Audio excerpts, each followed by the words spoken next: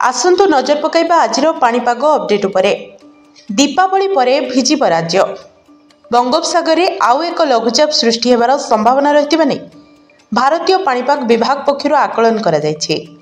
तेबे 17 रु 23 अक्टोबर मध्य राति एवं दिनर तापमात्रा स्वाभाविक रहिबो।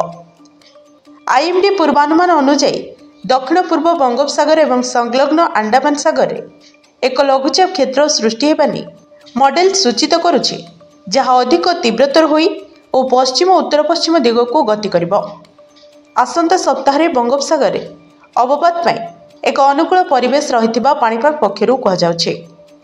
पाणीपाग वैज्ञानिक राजश्री सूचना अनुसार शुक्रवार और शनिवार राज्य में मुख्यतः पाग सुखिला रहिबो।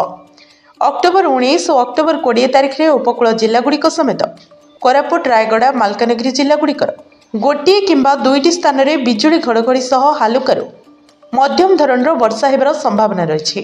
अक्टोबर 21 और अक्टोबर 22 तारिख में गंजाम, गजपति, रायगड़ा, कोरापुट और मालकानगिरी जिलार गोटे रु दुईटी स्थान में हालुकारू मध्यम धरणर वर्षा हेबार आकलन करिछि पाणीपाग विभाग। 23 अक्टोबर में गंजाम, गजपति, रायगड़ा, कोरापुट, मालकानगिरी, कलाहांडी, कंधमाल और नवरंगपुर जिलागुड़िकर गोटे रु दुईटी स्थान में हालुकारू मध्यम धरणर वर्षा हेबार संभावना रही। बंगोपसागर में लघुचाप क्षेत्र सृष्टि नहीं आंचलिक पाणीपाग केन्द्र निर्देशिका मनोरमा महांती कहते आगामी दिन में यार तीव्रता और दिग विषय अधिक जनापड़। आमे पाणीपाग स्थिति उपरे तीक्ष्ण नजर रखिछु।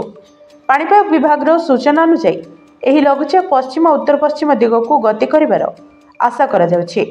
यह देशर उपकूल अतिक्रम करी बांग्लादेश आड़ को मुहाइब कि नहीं ताहा आगकु जनापड़िबो।